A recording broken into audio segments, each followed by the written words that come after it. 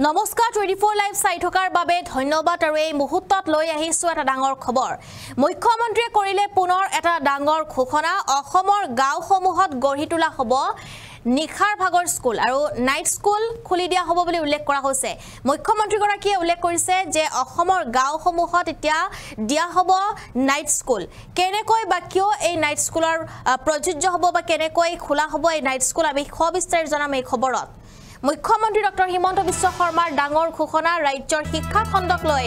ডাঙৰ ঘোষণা কৰিছে ডক্টৰ হিমন্ত বিশ্ব শৰ্মাই ৰাজ্যৰ শিক্ষা খণ্ডত এইবাৰ ডাঙৰ ঘোষণা অসমৰ গাঁওসমূহত নিখাৰ বিদ্যালয় হ'ব অসমৰ যিসমূহ গাঁও আছে সেই গাঁওসমূহত নিখাৰ বিদ্যালয় গঢ়ি তোলা হ'ব মেট্ৰিকৰ প্ৰপত্ৰ পূৰণৰ পিছত স্কুল অংগনবাড়ী কেন্দ্ৰত হ'ব নাইট স্কুল মেট্ৰিক পৰীক্ষাৰ্থীক 4 মাহৰ বাবে পঢ়াব পাৰিব শিক্ষিত ল'ৰা ছোৱালীয়ে প্ৰতিজন পৰীক্ষাৰ্থীৰ আৰু যেটো প্ৰতিজন শিক্ষাৰ্থীৰ বিপৰীতে 300 টকাকৈ লাভ কৰিব আৰু স্নাতকোত্তৰ যুৱক যুৱতীয়ে পঢ়ুৱাব পাৰিব মেট্ৰিক পৰীক্ষাৰ্থীক যিসকল বিএ পাছৰ ছাত্ৰ ছাত্ৰী আছে তেওঁলোকে পঢ়াব পাৰিব যিসকল ছাত্ৰ ছাত্ৰী আছে তেওঁলোকক পঢ়াব পাৰিব টিউচন হিচাপতো তেওঁলোকে পঢ়াব পাৰিব কিন্তু মুখ্যমন্ত্ৰী গৰাকীয়ে কৈছে যে নাইট স্কুল হিচাপে তেওঁলোকে পঢ়াব পাৰিব ৰাজ্যৰ শিক্ষা খণ্ডক লৈ এয়া ডাঙৰ ঘোষণা কৰিছে মুখ্যমন্ত্ৰী ডক্টৰ হিমন্ত বিশ্ব শৰ্মাই অসমৰ গাঁওসমূহত নিখাৰ বিদ্যালয় গঢ়ি তোলা হ'ব অসমৰ গাঁওসমূহত নিখাৰ বিদ্যালয় গঢ়ি তোলা হ'ব আৰু ৰাজ্যৰ যিসমূহ গাঁও আছে তাত নিখাৰ বিদ্যালয় গঢ়ি তোলা হ'ব বুলি উল্লেখ কৰিছে মুখ্যমন্ত্ৰী গৰাকী শিক্ষা খণ্ডত এয়া ডাঙৰ খবৰ লগতে এটা ভাল খবৰ কিয়নো এতিয়া চিন্তা কৰিব নালাগে যেটো পৰীক্ষাৰ্থীসকলে মেট্ৰিকৰ পৰীক্ষাৰ্থীসকলে এতিয়া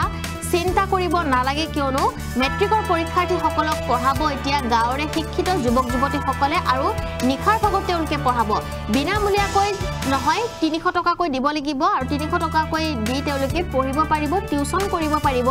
নিখাৰ ভাগত মুখ্যমন্ত্ৰী গৰাকীয়ে এয়া ডাঙৰ ঘোষণা কৰিছে যেটো অসমত এইবাৰ নাইট স্কুলৰ সিদ্ধান্ত গ্ৰহণ কৰিছে মুখ্যমন্ত্ৰী গৰাকীয়ে অসমত নাইট স্কুলৰ সিদ্ধান্ত এবাৰ মুখ্যমন্ত্ৰী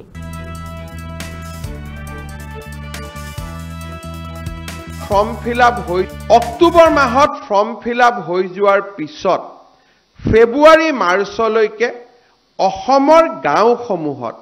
আমি নিখাৰ স্কুল নাইট স্কুল অৰ্থাৎ সেই গাঁৱৰ যিজন বিএ বিএসসি পাছ কৰা ল'ৰা ছোৱালী আছে সেইজনে গাঁৱৰ ল'ৰা ছোৱালীখিনিক বিদ্যালয় পাৰ হৈ যোৱাৰ পিছত একত্ৰিত কৰি তেওঁলোকক স্পেচিয়েল ক্লাছ কৰাৰ ব্যৱস্থা কৰক কোনোবাই শব্দটো টিউশন কব কিন্তু মোৰ মতেদি হেতুক টিউশন নকয় হেতুক যদি হেতুক টিউশন হয় তেলে গ্ৰীষ্মকালীন যিমান ক্যাম্প হয় সেইবিলাকেও টিউশনৰ আখ্যা পাব ইয়াত প্ৰফেশনাল কাম কম থাকিব ইয়াত ব্যৱস্থা হ'ব যে স্কুলত যিমানখিনি পঢ়াব ধনী ল'ৰা ছোৱালীবিলাকে যদি মানুহৰ ঘৰত গৈ কাৰোবাৰ টিউশন মাষ্টৰ থাকে আমি গাঁৱৰ অংগনবাড়ী কেন্দ্ৰটো গাঁৱৰ স্কুলখনক ব্যৱহাৰ কৰিম যাতে গাঁৱৰ 4 জন শিক্ষিত ল'ৰাই সেই গাঁৱৰ মেট্ৰিকৰ ক্যান্ডিডেট বিলাকক স্পেচিয়েলি 5 মাহৰ কাৰণে পঢ়ুৱাব পাৰে আৰু তাৰ কাৰণে এইবাৰ আমি প্ৰতিজন মেট্ৰিকৰ ক্যান্ডিডেটৰ বিপৰীতে 300 টকাকৈ বাজেট ৰাখিছো শিক্ষকসকলক আমি প্ৰত্যক্ষভাৱে দিম বা ছাত্ৰসকলৰ জৰিয়তে দিম তাৰ বিষয়ে আমি পিছত আলোচনা কৰিম গাঁৱত যদি 50 জন ষ্টুডেন্ট আছে 2 জন গ্ৰেজুৱেট পাছ কৰা ল'ৰা আছে তাতে এই 4 মাহ তেওঁলোকে মেট্ৰিকৰ ল'ৰাখিনিক ভাল কৰি পঢ়াওক ভাল কৰি শুনাওক